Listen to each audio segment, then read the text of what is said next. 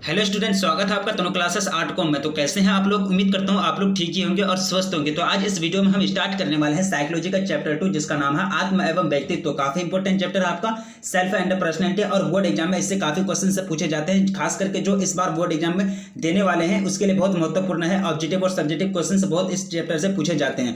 Chapter आपका short है और एक ही वीडियो में पूरा थ्योरी को कंप्लीट करा लिया जाएगा। और थ्योरी कंप्लीट करने से यह होता है कि आपको जो भी क्वेश्चन ऑब्जेक्टिव हो या फिर सब्जेक्टिव पूछे जाते हैं तो आपको एक तरह से सही सही आंसर आता है और सही से आंसर दे देते हैं। तो चलिए बिना देरी के हुए स्टार्ट करते हैं। देखिए, इसके अंदर का जो सबसे फर्स्ट पॉइंट है आपका, जो निज का या अपना हो या जिस पर अपना अधिकार हो उसे कहेंगे आत्म। यानी जो जिस पर आपका अपना हक है, अपना एक तरह से अपना मनमानी कर सकते हैं, जिसमें एक तरह से अपने मन के अनुसार जिसका इस्तेमाल कर सकते हैं, जो आपका खुद का उसको क्या कहेंगे? आत्म कहेंगे, यानी सेल्फ कहेंगे। जैसे उदाहरण के लिए यहाँ है कि यह मेरी निजी संपत्ति है, यानी जो आपका मेरा जो निजी संपत्ति होगा वो मेरा क्या होगा? सेल्फ होगा, यानी आत्म होगा। इसको उस पर क्या होगा कि मेरा अधिकार होगा, तो उसी को क्या कहेंगे? सेल्फ यानी आत्म कहेंगे। ज्यादा इंपॉर्टेंट चैप्टर है, बहुत इंपॉर्टेंट चैप्टर है और ज्यादा एक तरह से पेचीदा वाला चैप्टर नहीं है, और एक तरह से सरल भाषा में आपको समझाने की कोशिश कर रहा हूं। देखिए, आपका पहला पॉइंट है कि व्यक्ति की विशेषता या गुण, जैसे व्यक्तित्व परिचय, यानी व्यक्ति की विशेषता या गुण को क्या कहेंगे? व्यक्तित्व परिचय कहेंगे। विशेष गुण, असामान्य विशेषता, जैसे महान पुरुषों का व्यक्तित्व अनुकरणीय है। अब प्रत्येक व्यक्ति में कुछ ऐसी विशेषताएं होती है जिनके आधार पर वह परिस्थिति के विभिन्न प्रतिक्रियाएं करती है। इन्हीं प्रतिक्रियाओं को हम एक शब्द में व्यक्तित्व कहते हैं। यानी कोई भी आदमी हो, कोई भी व्यक्ति हो, कोई भी मानव हो, उसके अंदर कुछ न कुछ गुण होता है, कुछ न कुछ विशेषता होता है, जिसके आधार पर वह किसी भी हालत में, किसी भी परिस्थिति में, किसी भी सिचुएशन में, किसी भी प्रतिक्रिया को, चाहे वह विभिन्न प्रतिक्रिया हो, अलग अलग के काम हो, तो उसको कर डालता है। तो इसी गुण को, इसी प्रतिक्रिया करने वाले, इसी प्रतिक्रिया को करने का जो गुण होता है आदमी के अंदर, व्यक्ति के अंदर, तो उसी को एक तरह से स्पेशल वर्ड नाम दिया गया है, जिसको क्या कहते हैं? व्यक्तित्व यानी पर्सनैलिटी कहते हैं। ठीक है, अब आगे आपको याद रखने के लिए बातें बताया जाएगा, यानी याद रखने योग्य जो टिप्स होगा, यानी जिससे आपको बहुत सारे क्वेश्चन से सोल्व हो जाएंगे बोर्ड एग्जाम में। तो आपको याद रखने के लिए जो बताया जा रहा है, तो चलिए फर्स्ट पॉइंट है, भाई पॉइंट है, हम इसको पढ़ेंगे। यानी ये याद रखना है, ये उसको नोट बनाते हुए जाना है आपको। ठीक है, आत्म एवं व्यक्तित्व का तात्पर्य उन विशिष्ट तरीकों से जिनके आधार पर हम अपने अस्तित्व को परिभाषित करते हैं। यानी अपने आधार पर हम समाज में कैसा है, मेरा व्यवहार कैसा है, मेरा आचरण कैसा है, हम समाज में ये चीज को परिभाषित करते हैं। किसके मतलब तरीकों से, किसके आधार पर? आत्म एवं व्यक्तित्व का तात्पर्य ही यही होता है। ठीक है, इसी के आधार पर हम एक तरह से विशिष्ट तरीकों से, यानी अच्छे तरीकों से, अच्छे तरीकों से इसी को हम आधार मानकर अपने आप को समाज में परिभाषित करते हैं, अपने अस्तित्व को परिभाषित करते हैं। ये ऐसे तरीकों को भी इंगित करता है। इंगित का मतलब होता है इंडिकेट करना, यानी दर्शाना। ठीक है, ये ऐसे तरीकों को इंगित करते हैं जिसमें हमारे अनुभव संगठित एवं व्यवहार अभिव्यक्त होते हैं। अभिव्यक्त का मतलब होता है बाहर होना, यानी जाहिर होना। ठीक है, अभिव्यक्ति का मतलब क्या होता है? अभिव्यक्त, जाहिर होना, यानी एक तरह से लोगों के सामने दिखना। हमारे अनुभव यानी जो एक्सपीरियंस है संगठित एवं व्यवहार में अभिव्यक्त होते हैं। इसके यानी जो पर्सनैलिटी के जो द्वारा क्या होता है, आत्म के द्वारा, पर्सनैलिटी के द्वारा क्या होता है कि हमारे अंदर जो भी गुण है, एक तरह से जो भी पर्सन, एक तरह से अनुभव है, एक्सपीरियंस है, जो भी एक तरह से संगठित व्यवहार करते हैं, आचरण करते हैं, तो वह समाज के अंदर क्या, समाज के सामने क्या होता है? अभिव्यक्त होता है, यानी व्यक्त होता है, यानी जाहिर होता है। ठीक है, अब आगे दूसरा पॉइंट आपको बता रहा है कि एक व्यक्ति का आत्म महत्वपूर्ण दूसरों के साथ सामाजिक अंतःक्रिया के द्वारा विकसित होता है। यानी आत्म महत्वपूर्ण जो होता है, एक तरह से सेल्फ, एक तरह से इंपॉर्टेंस जो होता है, वो कैसे एक तरह से डेवलप होता है, विकास होता है दूसरे व्यक्ति के, यानी दूसरे के साथ सामाजिक अंतःक्रिया। यानी सामाजिक अंतःक्रिया, कोई भी मिलजुल करके जो काम करते हैं उसी को कहते हैं, समाज में जो मिलजुल करके काम करते हैं तो उसी को कहते हैं कि सामाजिक अंतःक्रिया। तो इसी के द्वारा मतलब विकसित होता है। ठीक है, क्या विकसित होता है? एक तरह से आत्म महत्वपूर्ण यानी सेल्फ इंपॉर्टेंस। अब तीसरा पॉइंट आपको बता रहा है कि व्यक्तित्व से तात्पर्य, यानी पर्सनैलिटी से तात्पर्य व्यक्ति के मनोवैज्ञानिक विशेषताओं से है। यानी पर्सनैलिटी यानी व्यक्ति से क्या मतलब होता है, इसका क्या अर्थ होता है, यानी क्या इसका व्यक्ति के मनोवैज्ञानिक विशेषता, यानी मनोवैज्ञानिक विशेषता को क्या कहेंगे? एक तरह से व्यक्तित्व कहेंगे, पर्सनैलिटी कहेंगे। यानी व्यक्तित्व का अलग अलग एक तरह से परिभाषा के द्वारा मैं समझाने का कोशिश कर रहा हूँ पॉइंट बाय पॉइंट, जो विभिन्न स्थितियों और समयों में एक तरह से सापेक्ष रूप से स्थिर होते हैं और उसे अनन्य कहते हैं, अनन्य बनाते हैं। ठीक है, ये हो गया आपका तीसरा पॉइंट। अब चौथा पॉइंट आपको बता रहा है व्यक्तित्व के बारे में, यानी पर्सनैलिटी के बारे में। देखिए, व्यक्तिगत अनन्यता से तात्पर्य व्यक्ति के उन गुणों से है जो अन्य दूसरों से भिन्न करते हैं। यानी व्यक्ति के जो है व्यक्तिगत अनन्यता जो है एक तरह से ऐसा मतलब गुण है, ऐसा मतलब फैक्टर है जो व्यक्ति को, जो मानव को उनके गुणों के आधार पर दूसरे से भिन्न करता है, दूसरे आदमी से अलग करता है। उसी को क्या कहेंगे? व्यक्तिगत अनन्यता। ठीक है, अब पांचवा पॉइंट आपको बता रहा है, इसी तरह से पॉइंट बाय पॉइंट हम पढ़ते जाएंगे। चैप्टर शॉर्ट आपका, इसी तरह से हम पॉइंट बाय पॉइंट पढ़ते जाएंगे। ये पॉइंट आपको बता रहा है है कि व्यक्तिगत अनन्यता से तात्पर्य व्यक्ति के उन पक्षों से है जो उसे किसी सामाजिक अथवा सांस्कृतिक समूह से संबंध करते हैं अथवा जो ऐसे समूह में व्युत्पन्न होते हैं। यानी व्यक्तिगत अनन्यता से जो तात्पर्य है, जो मतलब है वो क्या है कि व्यक्ति के उन पक्षों यानी उन एक तरह से आधार, उन एक तरह से उन जो होता है उन कैटेगरी को, मतलब एक तरह से उन गुण के पक्षों से है जो उसे किसी सामाजिक यानी कोई भी समाज में या फिर सांस्कृतिक समूह से संबंध करते हैं, यानी संबंध करते हैं, संबंध जोड़ते हैं। ठीक है, यही हो गया आपका व्यक्तिगत अनन्यता।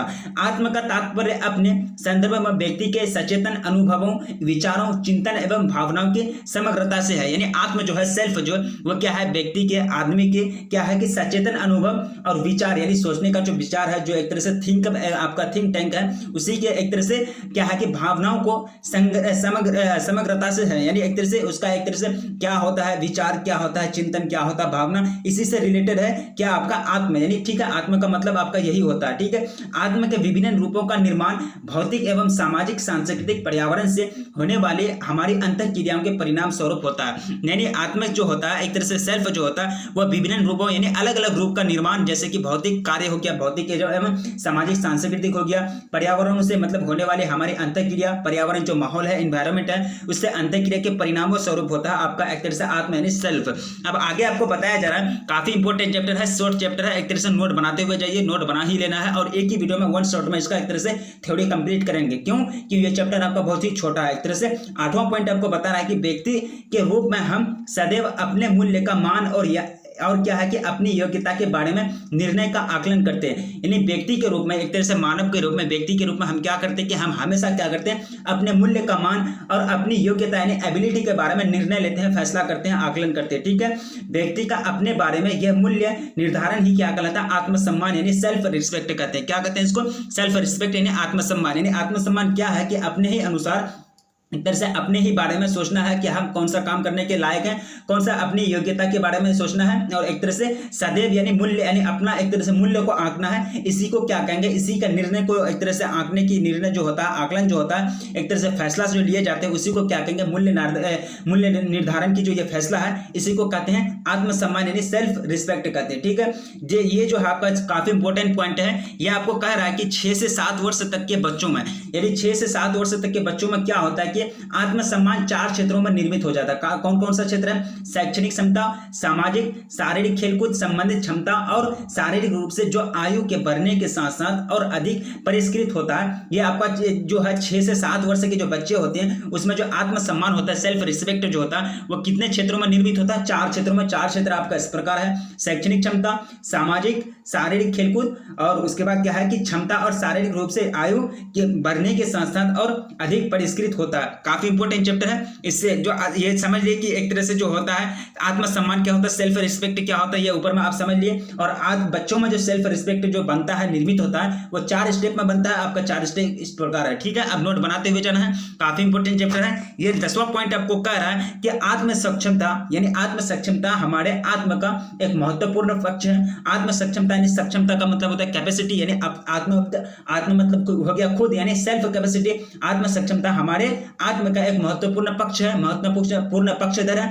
आत्म सक्षमता के बल पर प्रबल भावना लोगों को अपने जीवन की परिस्थितियों का चयन करने, उनको प्रभावित करने और यहां तक कि उनका निर्णय करने को भी प्रेरित करता है, यानी एक तरह से उसको प्रेरित करता है। ठीक है, ये क्या होगा आपका आत्म कैपेसिटी यानी सेल्फ कैपेसिटी जो होता है वो हमारे यानी आत्म का एक तरह से महत्वपूर्ण पक्ष है, यानी सेल्फ का एक तरह से महत्वपूर्ण पक्ष है। ये हमारे पक्ष में ही मतलब एक तरह से फैसला लेते हैं, निर्णय लेते हैं। ठीक है, अब आगे जो आपको बताया जा रहा है कि आत्म सक्षमता के प्रबल यानी भावना रखने वाले लोगों में भय का अनुभव भी कम होता है। यानी आत्म सक्षमता आपके अंदर अगर सेल्फ कैपेसिटी होगा तो आपके अंदर जो होगा एक तरह से भय जो होगा, डर होगा, वो एक तरह से बहुत कम होगा। यानी वही बात आपको कह रहा है कि आत्म सक्षमता की प्रबल भावना यानी अगर सेल्फ कैपेसिटी की एक तरह से प्रबल है, आपका एक तरह से मजबूत है, तो वो क्या होगा कि रखने वाले जो जिसके अंदर भी ये मतलब सेल्फ कैपेसिटी अगर प्रबल है, मजबूत है, तो उसको कोई भय नहीं होगा, यानी एक तरह से डर नहीं होगा। भय का अनुभव भी जो होता है कम होता है, यानी ये इसका यानी डर जो होता है, कोई भी एक तरह से कोई भी काम को करते हैं कि हो सके, किसी को डर होता है कि ये काम हो पाएगा कि नहीं हो पाएगा, ये एक प्रकार का डर होता है। लेकिन जिसके अंदर आत्म सक्षमता की प्रबल होगा यानी भावना जो होगा, आत्म सेल्फ कैपेसिटी अगर जो बहुत ज्यादा मजबूत होगा, स्ट्रॉन्ग होगा, तो उसके अंदर ये कभी डर नहीं आती है, यानी एक तरह से कॉन्फिडेंस उसको आ जाता है कि नहीं जो हम काम कर रहे हैं वो सही कर रहे हैं और होके ही रहेगा सक्सेसफुल। ठीक है, अब आगे आपको बताया जा रहा है जिन लोगों को बाह्य पर्यावरण की मांगों के अनुसार अपने व्यवहार को परिवर्तित करने के व्यवहार को सीखना यह आत्मनियंत्रण कहलाता है। यानी बाह्य पर्यावरण, जैसे कि जिन लोगों के बाह्य पर्यावरण की मांगों के अनुसार, जैसे कि कोई लोग वह बाहरी वातावरण से, समाज में रह करके बाहरी वातावरण से, बाहरी माहौल से बहुत कुछ सीखते हैं और उससे सीख करके अपने आप को कंट्रोल करते हैं, इसी को कहते हैं आत्म कंट्रोल, यानी सेल्फ कंट्रोल, इसी को कहते हैं आत्म कंट्रोल। ठीक है, अब आगे आपको बताया जा रहा है कि आत्म प्रबलन के अंतर्गत ऐसे व्यवहार पुरस्कृत होते हैं जिसके परिणाम जो है सुखद होते हैं। यानी आत्म प्रबल जो होता है, यानी आत्म सेल्फ यानी स्ट्रॉन्गेस्ट जो होता है, आत्म प्रबलन के अंतर्गत क्या होता है कि ऐसे व्यवहार, ऐसा आचरण पुरस्कृत होते हैं जिसके मतलब परिणाम जो होता है, जिसका रिजल्ट जो होता है वो सुखद होता है, यानी अच्छा होता है। ठीक है, स्वभाव जैविक रूप से आधारित प्रतिक्रिया करने का विशिष्ट तरीका है। स्वभाव का मतलब होता है कि अच्छा भाव, किसी के साथ सही ढंग से बोले, सही ढंग से बोलचाल, किसी व्यक्ति के भी साथ, यह हो गया आपका स्वभाव। ठीक है, ये जो है जैविक रूप से आधारित प्रतिक्रिया करने का विशिष्ट तरीका है, यानी एक अच्छा तरीका है जैविक रूप से आधारित करने, एक तरह से प्रतिक्रिया करने का।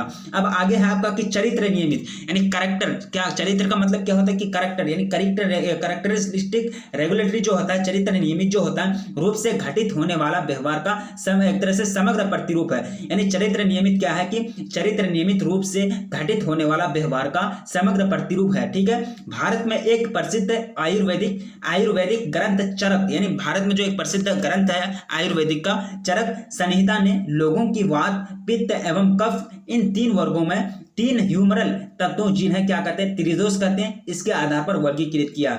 भारत में एक प्रसिद्ध आयुर्वेदिक ग्रंथ, देखिए ये पॉइंट आपको ऑब्जेक्टिव के रूप में पूछा जा सकता है बोर्ड एग्जाम में, या फिर ये पूछा जा सकता है एक तरह से कि भारत में कौन सा एक तरह से प्रसिद्ध आयुर्वेदिक ग्रंथ है। ठीक है, यानी भारत में एक प्रसिद्ध आयुर्वेदिक ग्रंथ चरक, ग्रंथ का नाम है चरक संहिता ने जो है एक तरह से लोगों की वात, पित्त एवं कफ, इन 3 वर्गों में 3 ह्यूमरल तत्वों, जिन्हें क्या कहते हैं त्रिदोष कहते हैं, के आधार पर वर्गीकृत किया है। सत्व गुण, ये आपको ऑब्जेक्टिव के रूप में पूछा जा सकता है। सत्व गुण क्या है, देखिए सत्व गुण के अंतर्गत स्वच्छता हो गया, सत्यवादिता हो गया, कर्तव्य निष्ठता हो गया, उसके बाद या अनासक्ति हो गया, या फिर विलग्नता हो गया, उसके बाद अनुशासन, विलग्नता, अनुशासन आदि गुण आते हैं। यानी सत्व गुण जो होता है, सत्व गुण के अंतर्गत कौन कौन सा गुण आते हैं, कौन कौन सा गुण हो गया, स्वच्छता हो गया, सत्यवादिता हो गया, कर्तव्य निष्ठा, उसके बाद अनासक्ति या विलग्नता, अनुशासन, यह आपका हो गया सत्व गुण के अंतर्गत। 17वां पॉइंट। अब 18वां पॉइंट आपको बताया कि रजस गुण, आपके आगे है तमस गुण। ये गुण में आपको एक तरह से डिफरेंस समझना है कि सत्व गुण, रजस गुण और तमस गुण में कौन कौन सा गुण आते हैं, कौन कौन सा कैटेगरी आते हैं। सत्व गुण समझ लिया, और तमस गुण के अंतर्गत क्या क्या आते हैं, देखिए तीव्र क्रिया, यानी एक तरह से फास्टिंग वर्क, उसके बाद जो होता है कि इंद्रिय तुष्टि की इच्छा, इंद्रिय तुष्टि यानी जो इंद्रिय ज्ञान इंद्रिय है उसकी तुष्टि की इच्छा, उसके बाद असंतोष, दूसरों के प्रति ईर्ष्या, यानी जेलस जो होता है, किसी को देख करके, किसी का सामान को देख करके, किसी का धन को देख करके जो ईर्ष्या होती है आदमी के अंदर, यानी जेलस जो होता है वो किस कैटेगरी में आता है, आपका रजस गुण के अंतर्गत आता है। ठीक है, अगर आपको बोर्ड एग्जाम में ऑब्जेक्टिव के रूप में पूछा जाए ईर्ष्या जो है वह किसके अंतर्गत आता है, सत्व गुण के अंतर्गत, तमस गुण के अंतर्गत, या फिर रजस गुण के अंतर्गत, या फिर इनमें से कोई नहीं। तो आपको राइट आंसर क्या लगाना है, रजस गुण के अंतर्गत ईर्ष्या आते हैं, यानी एक तरह से जेलस आते हैं। ठीक है, और भौतिकवादी मानसिकता आदि गुण आते हैं। यानी रजस के अंतर्गत कौन कौन सा गुण आते हैं, तीव्र क्रिया, इंद्रिय तुष्टि की इच्छा, असंतोष, दूसरों के प्रति ईर्ष्या, यानी एक तरह से जेलस, और भौतिकवादी मानसिकता आदि गुण आते हैं रजस गुण के अंतर्गत। सत्व गुण आप जान लिए। अब आगे है आपका तमस गुण। तमस गुण जो होता है इसके अंतर्गत कौन कौन से आते हैं, गुस्सा जो होता है, गुस्सा और घमंड, वो कौन सा गुण के अंतर्गत आएगा, तमस गुण के अंतर्गत। और होता है अवसाद, आलस्य, यानी लेजीपन जो होता है, आप अगर एक तरह से कोई भी काम करने के लिए जो लेजी होते हैं, आलसी लोग होते हैं, यानी आलस जो एक गुण है वो किसके अंतर्गत आएगा, तमस गुण के अंतर्गत आएगा। और असहायता की भावना, यानी एक तरह से असहायता की भावना जो होगा, ये सारे गुण किसके अंतर्गत आते हैं, तमस गुण के अंतर्गत। रजस गुण, तमस गुण और सत्व गुण काफी इंपॉर्टेंट है, इससे बोर्ड एग्जाम में काफी बार बार क्वेश्चन पूछे गए हैं। ठीक है, ये नहीं कि पूछे गए हैं, बहुत सारे क्वेश्चन ऑब्जेक्टिव के रूप में पूछे गए हैं, सत्व गुण के बारे में, रजस गुण के बारे में और तमस गुण के बारे में। ऑब्जेक्टिव दे देगा कि क्रोध जो है, गुस्सा जो है, वो कौन सा गुण के अंतर्गत आता है, तमस गुण, रजस गुण या सत्व गुण, या फिर इनमें से कोई नहीं। अगर आप पढ़ के जाएंगे तो आप दे पाएंगे तमस गुण के अंतर्गत आता, नहीं तो फिर कोई भी एक तरह से कोई भी गलत टिक लगा के आ जाएंगे तो आपका नंबर 1 कट जाएगा। इसलिए आप लोग नोट बनाते हुए चलिएगा तो एक तरह से बहुत हेल्प होगा एग्जाम के टाइम में। अब आगे बढ़ते हैं। ये पॉइंट आपको कह रहा है कि प्रमुख विशेषक अत्यंत सामान्यीकृत प्रवृत्तियां होती है यह उस लक्ष्य को इंगित करता है, इंडिकेट करते हैं, जिसके मतलब क्या होता है कि चतुर्दिक व्यक्ति का पूरा जीवन व्यतीत होता है। ठीक है, प्रभाव में कम व्यापक किंतु फिर भी सामान्यकृत प्रवृत्तियां ही केंद्रीय विशेषज्ञ के रूप में जानी जाती है। ठीक है, यह विशेषज्ञ प्राय लोगों के शौचापत्रों में अथवा नौकरी की संस्तुतियां में किसी व्यक्ति के लिए लिखे जाते हैं। ठीक है, ये हो गया आपका प्रभाव में कम व्यापक किंतु फिर भी सामान्यकृत प्रवृत्तियों की केंद्रीय विशेषज्ञ रूप में जानी जाती है। अब आगे आपको बता रहा है कि H.J. आइजैक यानी H.J. आइजैक ने व्यक्तित्व को जो है दो व्यापक आयाम में क्या करता है किया है, प्रस्तावित किया है। यानी ये जो है आपको एक तरह से ये बोर्ड में पूछा जा सकते हैं, एक तरह से ऑब्जेक्टिव के रूप में जो है H.J. आइजैक ने है व्यक्तित्व को दो व्यापक आयामों के रूप में क्या किया है, प्रस्तावित किया है। इन आयामों का आधार जो है जैविक एवं आनुवंशिक है, यानी जैविक और आनुवंशिक के आधार पर एक तरह से दो तत्वों में, एक तरह से दो वर्गों में उसको प्रस्तावित किया है H.J. आइजैक ने। किसको? व्यक्तित्व को यानी पर्सनैलिटी को। ये काफी इंपॉर्टेंट है, ये इसको याद रखने की जरूरत है। ठीक है, आगे आपको बता रहा है कि आइजैक व्यक्तित्व प्रश्नावली एक परीक्षण है। आइजैक व्यक्तित्व प्रश्नावली जो है क्या है, एक परीक्षण है, यानी एक तरह से ऑब्जर्वेशन है, जिसका उपयोग व्यक्तित्व के विभिन्न आयामों का अध्ययन करने के लिए किया जाता है। अब आगे बढ़ते हैं, ये आपको बता रहा है कि फ्रायड के बारे में बता रहा है। फ्रायड ने मन के आंतरिक प्रकारों फ्रायड ने क्या किया कि मन के आंतरिक प्रकारों को समझने के लिए मुक्त साहचर्य, स्वपन विश्लेषण और त्रुटियों के विश्लेषण का उपयोग किया। बोर्ड एग्जाम में आपको एक तरह से ऑब्जेक्टिव के रूप में पूछा जा सकता है कि फ्रायड ने मन के आंतरिक प्रकारों को समझने के लिए क्या क्या किया, तो मुक्त साहचर्य किया, स्वपन विश्लेषण और त्रुटियों के विश्लेषण का उपयोग किया। ठीक है, यह आपका एक तरह से मेन पॉइंट है फ्रायड के बारे में। एक तरह से बोर्ड एग्जाम में किसी भी रूप में आपको क्वेश्चन पूछे जा सकते हैं, इसलिए आप लोग नोट बनाते हुए चलिए। 25वां नंबर यानी 25वां पॉइंट आपको कह रहा है कि मुक्त साहचर्य एक विधि है। जैसे कि यहाँ आप मुक्त साहचर्य पढ़े, ये किसने मतलब एक तरह से किसका मतलब एक तरह से कौन लिखे थे, ये फ्रायड ने। ठीक है, अब आगे बढ़ते हैं कि मुक्त साहचर्य विधि क्या होता है। देखिए, मुक्त साहचर्य विधि जिसमें व्यक्ति अपने मन में आने वाली सभी विचारों, भावनाओं और चिंतनों को मुक्त भाव से व्यक्त करते हैं, यानी एक तरह से फ्रीली होकर के उनका मन में जो भी आता है, जो भी विचार आता है, जो भी भावना आता है, जो भी चिंता होता है, जो भी कष्ट होता है, उसको मुक्त भाव में क्या करते हैं, व्यक्त करते हैं। मुक्त एक तरह से फ्री होकर के उसको एक्सप्लेन करते हैं। किसके अंतर्गत? मुक्त साहचर्य विधि के अंतर्गत। ये एक विधि है। ठीक है, अब 26वां पॉइंट आपको बता रहा है कि ईड व्यक्ति की मूल प्रवृत्ति यानी ईड व्यक्ति की मूल प्राकृतिक ऊर्जा का स्रोत होता है। इसका संबंध व्यक्ति के आदिम आवश्यकताओं, उसके बाद काम इच्छाओं और काम इच्छाओं ने काम की इच्छा और आक्रामक आवेगों की तात्कालिक दृष्टि से होता है। अब आगे आपको बता रहा है कि ईड व्यक्ति जो होता है वो क्या होता है कि मूल प्रवृत्ति, ये क्या है कि मूल प्रवृत्ति का ऊर्जा स्रोत है। यानी जो इसका अगर आपको ऑब्जेक्टिव पूछे जा सकते हैं कि मूल प्रवृत्ति का ऊर्जा स्रोत कौन हो गया, ईड व्यक्ति होगा। आपको ऑप्शन में दे देगा, किसी भी 4 ऑप्शन अलग, 3 ऑप्शन अलग दे देगा, तो राइट आंसर आपका क्या होगा कि ईड व्यक्ति। ठीक है, यानी इसका संबंध जो होता है व्यक्ति के आदिम आवश्यकताओं ने, आदिम आवश्यकता का मतलब क्या होगा कि पुराने जमाने में जो आदिम लोग रहते थे, आदिम आवश्यकताओं, काम इच्छाओं और आक्रामक आवेगों की तात्कालिक दृष्टि से होता है। देखिए आगे अगला पॉइंट बता रहा है कि अहं का जो होता है, अहं का विकास जो ईड से होता है, अहं का जो विकास होता है वह ईड से होता है। और यह व्यक्ति की मूल प्रवृत्ति यानी यह क्या है कि मूल प्रवृत्ति आवश्यकताओं की संतुष्टि वास्तविकता के धरातल पर करता है। यानी हकीकी जो जमीन है, हकीकी जो लेयर है, उसके धरातल पर उसका जरूरत को पूरा करता है, आवश्यकता को संतुष्टि करता है। क्या? अहं विकास का ईड से होता है। ठीक है, और यह व्यक्ति की अहं का जो विकास होता है वह ईड से होता है। और अहं का काम क्या है? व्यक्ति की मूल प्रवृत्ति आवश्यकताओं को संतुष्टि पहुंचाना, वो भी वास्तविक के धरातल पर। ठीक है, अब आगे बढ़ते हैं। 28वां पॉइंट आपका स्क्रीन पर यह आपको कह रहा है कि दमन एवं रक्षा की युक्ति, यानी दमन एक रक्षा की युक्ति है। क्या है कि जिसमें दुष्टता उसके बाद उत्पन्न करने वाले व्यवहार और विचार चेतना के स्तर से विलुप्त कर दिए जाते हैं। दमन एवं जो है दमन एक क्या है? रक्षा युक्ति है। दमन एक क्या है? रक्षा युक्ति, जिसमें दुष्टता उत्पन्न करने वाले व्यवहार और विचार चेतना से के स्तर से विलुप्त कर दिए जाते हैं। जब लोग किसी भावना अथवा इच्छा का दमन करते हैं तो उस भावना का अथवा इच्छा के प्रति बिल्कुल जागरूक नहीं होते हैं। यह हो गया आपका दमन एक रक्षा युक्ति है इसी के बारे में। यानी जब किसी भी व्यक्ति की जब क्या होता है कि जब लोग किसी भावना या फिर किसी इच्छा का मतलब दमन करते हैं तो उस टाइम क्या होता है कि भावना अथवा इच्छा के प्रति बिल्कुल क्या होता है कि जागरूक नहीं होती है, जागरूक एक तरह से होता ही नहीं है। ठीक है, अब आगे आपको बताया जा रहा है कि प्रक्षेपण में लोग अपने विशेषकों को दूसरों पर आरोपित करते हैं। यानी प्रक्षेपण में जो होता लोग क्या करते हैं, अपने विशेषकों को दूसरों पर क्या करते हैं, आरोपित करते हैं। आगे आपको बता रहा है कि अस्वीकरण जो एक ऐसी प्रक्रिया है, अस्वीकरण का मतलब ही समझिए स्वीकार नहीं करना, यानी अस्वीकरण जो होता है इसमें एक व्यक्ति पूरी तरह से वास्तविकता को स्वीकार करना नाकार देती है।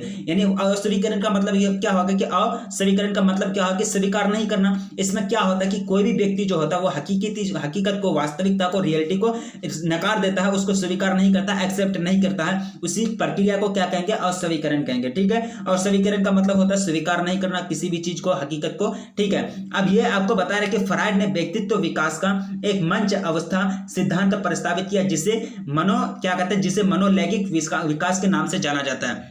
आपको बोर्ड एग्जाम में पूछे जा सकते हैं कि फ्रायड ने व्यक्तित्व विकास का एक मंच अवस्था मतलब सिद्धांत दिया, तो उसको क्या, किस नाम से जाने जाते हैं, तो उसको क्या नाम से जाने जाते हैं, मनोलैंगिक विकास के नाम से जाना जाता है। ये पॉइंट आपका मोस्ट इंपोर्टेंट VBI पॉइंट है, काफी इंपोर्टेंट पॉइंट है, नोट बनाते हुए जाना है। 32वां पॉइंट आपको कह रहा है, देखिए ज्यादा पॉइंट और बचा हुआ नहीं है, एक ही चैप्टर में वन शॉट में इस चैप्टर का थ्योरी को कंप्लीट करेंगे, मैंने टारगेट लिया था। ठीक है, क्योंकि चैप्टर आपका शॉर्ट है, टाइम लेने की ज्यादा जरूरत नहीं है। ये क्वेश्चन एक तरह से ये पॉइंट आपको बता रहा है कि यूंग ने व्यक्ति का एक क्या किया है कि व्यक्ति का अपना एक सिद्धांत प्रतिपादित किया।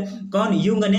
अब व्यक्तित्व का जो है व्यक्ति जो होता है इसका अपना एक सिद्धांत, अपना प्रिंसिपल को प्रतिपादित किया, अपना एक प्रिंसिपल निकाला, जिसके मतलब क्या होता है कि जिसे विश्लेषणात्मक मनोविज्ञान कहते हैं। देखिए आपको बोर्ड एग्जाम में पूछे जा सकते हैं कि यूंग ने जो एक तरह से अपना सिद्धांत दिया था, अपना सिद्धांत को प्रतिपादित किया था, तो उसको कौन सा नाम से जाना जाता है, तो विश्लेषणात्मक मनोविज्ञान के नाम से जाना जाता है। इस सिद्धांत का आधारभूत जो है वह क्या है, अभिग्रह। यह है कि व्यक्ति के व्यक्तित्व में प्रतिस्पर्धा शक्तियां और संरचनाएं कार्य करती है, न कि व्यक्ति और समाज की मांगों अथवा वास्तविकता के बीच कोई द्विध्वंद होता है। ठीक है, यह हो गया आपका यूंग, यानी यूंग ने व्यक्ति का एक तरह से सिद्धांत प्रतिपादित किया। यह मोस्ट इंपोर्टेंट VBI पॉइंट है, मोस्ट इंपोर्टेंट लाइन है, इसको नोट करते हुए जाना है। यूंग ने कौन सा सिद्धांत प्रतिपादित किया भाई, विश्लेषणात्मक मनोविज्ञान कहते हैं, यानी ऐसा सिद्धांत प्रतिपादित किया जिसको क्या कहेंगे, विश्लेषणात्मक मनोविज्ञान। आपको ऑब्जेक्टिव के रूप में पूछे जा सकते हैं कि विश्लेषणात्मक मनोविज्ञान ने एक तरह से विश्लेषणात्मक मनोविज्ञान सिद्धांत को किसने प्रतिपादित किया,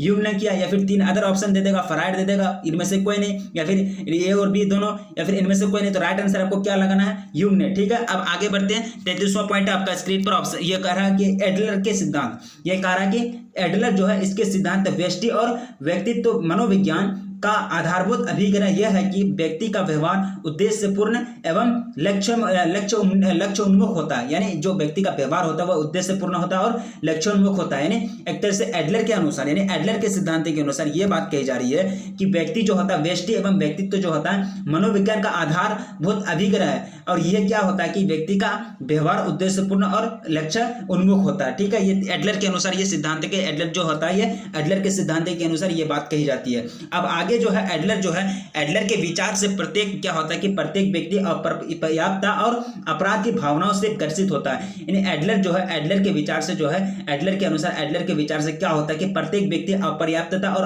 अपराध, यानी एक तरह से छीना झपट, लड़ाई मार, ये सब क्या है, अपराध है, इसी के भावना से, इसी का एक्सपीरियंस से मतलब ग्रसित होता है। एक तरह से उसके अंतर्गत ये भावना आती है, किसकी भावना, अपराध की भावना। ठीक है, जिसे हीनता मोना, इसकी क्या कहते हैं, हीनता मनोगार्थ कहते हैं। क्या कहते हैं इसको, हीनता मनोगार्थ कहते हैं। एडलर के अनुसार ये सिद्धांत दी जा रही है, क्या कहते हैं इसको, हीनता मनोगार्थ, इसको क्या कहते हैं, हीनता मनोगार्थ कहा जाता है। और ये जो होता है बाल्य अवस्था से उत्पन्न होता है, यानी जो एक अपराधी वाला जो भावना होता है बच्चा में, अपराधी वाला भावना, अगर कोई भी एक तरह से कोई भी अपराध होगा, आपका क्रिमिनल जो होगा उसका एक तरह से हिस्ट्री निकालेंगे, उसका एक तरह से बायोडाटा निकालेंगे, तो उसको पाएंगे कि वो जो बाल्य अवस्था से नहीं, बालक की अवस्था से ही मतलब एक तरह से अपराधी बनना स्टार्ट हो जाता है। ठीक है, उसी को कहते हैं एडलर जो होता है, एडलर के विचार के मतलब जो होता है, एडलर के विचार से जो ये बात पता चलता है कि प्रत्येक व्यक्ति क्या होता है कि अपराध की भावनाओं से ग्रसित होता है, और जिसे क्या कहते हैं, हीनता मनोगार्थ कहा जाता है। हीनता क्या कहता है, हीनता मनोगार्थ कहा जाता है। ये पॉइंट आपको याद रखना है। ठीक है, ये एडलर के अनुसार हम पढ़ रहे हैं। ठीक है, एडलर के विचार के जो होता है वो इसी के अनुसार हम पढ़ रहे हैं। जो बाल्य अवस्था से ही क्या होता है, उत्पन्न होता है, यानी जो अपराध की भावना होता है वो बाल्य अवस्था से ही उत्पन्न होता है, बड़े होकर के कोई अपराध नहीं बनता, वो बचपन से ही बदमाश होता है। ठीक है, यह जो होता है 35वां पॉइंट आपको बता रहा है कि सांस्कृतिक उपागम पारिस्थितिक और सांस्कृतिक पर्यावरण की विशेषताओं के संदर्भ में व्यक्तित्व को समझने का प्रयास करता है। ये सांस्कृतिक उपागम जो होता है पारिस्थितिक, यानी एक तरह से पारिस्थितिक का मतलब हो गया यानी जो इन्वायरमेंट चल रहा है, और सांस्कृतिक पर्यावरण यानी जो माहौल है, यानी चलने का तरीका, यानी कैसा मतलब संस्कृति है यहाँ का, चलने का रहन सहन कैसा है। और पारिस्थितिक का मतलब क्या होगा कि माहौल, यानी हरा भरा माहौल, पेड़ पौधा, ये सब होता है पारिस्थितिक माहौल। सांस्कृतिक उपागम जो है ये क्या करता है कि पारिस्थितिक और सांस्कृतिक पर्यावरण की विशेषताओं के संदर्भ में व्यक्तित्व को समझने का प्रयास करता है, कोशिश करता है। अब आपका आत्मसिद्धि, ये देखिए आत्मसिद्धि वह अवस्था होता है, वह सिचुएशन होता है जिसमें लोग यानी मानव अपनी संपूर्ण संभाव्यताओं को विकसित कर चुके होते हैं, यानी अपना तो पूरा तरह से संभाव्यता को, जो एक तरह से संभावना होती है, पॉसिबिलिटी है, उसको एक तरह से पूरा डेवलप कर लेते हैं। किस में, कौन सा अवस्था में, आत्मसिद्धि अवस्था में। अब आगे आपको बताया जरा, काफी इंपॉर्टेंट पॉइंट है, नोट करते हुए जाना है, क्योंकि इसी से आपको बोर्ड एग्जाम में क्वेश्चन से पूछे जाएंगे। शॉर्ट चैप्टर आपका वन शॉट में ही खत्म हो जाएगा पूरा थ्योरी। यह कह रहा है कि मैस्लो ने मनुष्यों का एक आशावादी और सकारात्मक दृष्टिकोण विकसित किया है, जिसके अंतर्गत मानव में प्रेम, हर्ष और सृजनात्मक कार्यों को करने की संभाव्यता होती है, यानी पॉसिबिलिटी होती है। कौन साहब ने, मैस्लो ने क्या किया है कि मनुष्य का एक आशावादी सकारात्मक दृष्टिकोण विकसित किया। अगर आपको ऑब्जेक्टिव के रूप में पूछा जा सकता है कि मनुष्य का एक आशावादी सकारात्मक दृष्टिकोण किसने विकसित किया, ऑब्जेक्टिव में एक तरह से ऑप्शन दे देंगे, मैस्लो ने, एडलर ने, या फिर यूंग ने, या फिर इनमें से कोई नहीं, तो आपको क्या लगाना है, ऑप्शन मैस्लो ने। ठीक है, जिसके अंतर्गत क्या है कि मानव में प्रेम, यानी एक तरह से प्रेम जो होता है, एक दूसरे के प्रति जो लगाव होता है, हर्ष जो होता है, प्रेम और हर्ष होता है, और सृजनात्मक कार्यों को करने की संभाव्यता यानी पॉसिबिलिटी होती है। अब आगे बता रहा आपको कि किसी व्यक्ति के व्यक्तित्व यानी पर्सनैलिटी की समझ के लिए क्या होता है कि स्व उद्देश्य औपचारिक प्रयास को व्यक्तित्व मूल्यांकन कहा जाता है। यानी किसी व्यक्ति का अगर आप पर्सनैलिटी जानना चाहेंगे, यानी एक तरह से किसी व्यक्ति का एक तरह से व्यक्तित्व जानना चाहेंगे, उसी को जानने का, इसका व्यक्ति आचरण कैसा है, इसका व्यवहार कैसा है, समाज में इसको कैसे लोग जानता है, इसी को अगर जानने का प्रयास करेंगे, उसी को एक तरह से नापतोल करने का प्रयास करेंगे।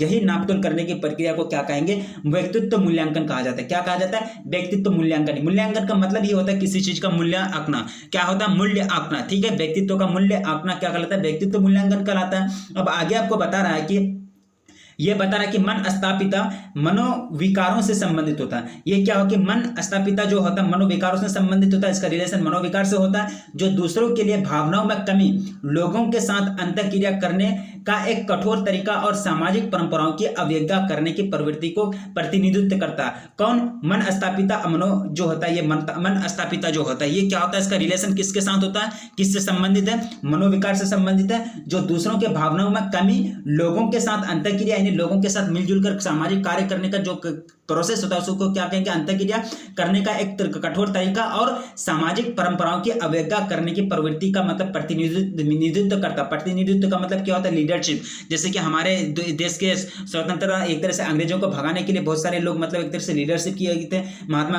श्री महात्मा गांधी जी ने, पंडित जवाहरलाल नेहरू ने, इन्हें क्या कहता है कि प्रतिनिधित्व का मतलब होता है लीडरशिप करना, किसी भी चीज का अगुवाई करना। ठीक है, ये कौन करता है, मन स्थापिता करता है। अब आगे आपको पॉइंट बता रहा है कि ये पॉइंट आपको बता रहा है कि एक तरह से असंचरित साक्षात्कारों में साक्षात्कारता के अनेक क्या होता है कि अनेक प्रश्नों को किसी व्यक्ति से पूछकर उसके बारे में एक छवि विकसित करने का प्रयत्न करता है। ये जो होता है असंचरित, ये हो जाए असंचरित जो साक्षात्कार होता है, इसमें क्या होता है कि साक्षात्कारकर्ता जो होता है, जो इंटरव्यू देने वाला होता है, उनके मतलब अनेक प्रश्न, यानी अनेक प्रश्नों को किसी व्यक्ति से पूछकर, यानी किसी दूसरे व्यक्ति से पूछकर उनके बारे में क्या होता है कि एक छवि विकसित करता है, इसी छवि विकसित करने का प्रयास करता है। यानी किसी व्यक्ति को बिना पूछे हुए किसी व्यक्ति के बारे में जानना, उसका कैरेक्टर को एक तरह से डिसाइड करना कि इसका कैरेक्टर कैसा है, इसका चाल चलन कैसा है, इसी को क्या कहेंगे, असंचरित साक्षात्कार। इसको क्या कहेंगे, असंचरित साक्षात्कार। और असंचरित साक्षात्कार के अंतर्गत यही होता है, यही जानने का कोशिश की जाती है, प्रयत्न की जाती है कि किसी व्यक्ति का पर्सनैलिटी कैसा है,